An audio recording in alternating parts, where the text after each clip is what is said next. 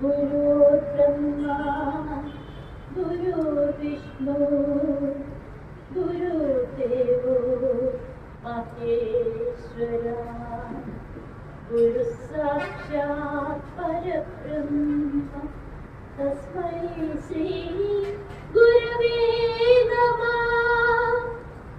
अज्ञानतिमिरान्धस्य ज्ञानाञ्जनशलाकय चक्षुरुन्मीलितं येन तस्मै श्री गुरवे नमः।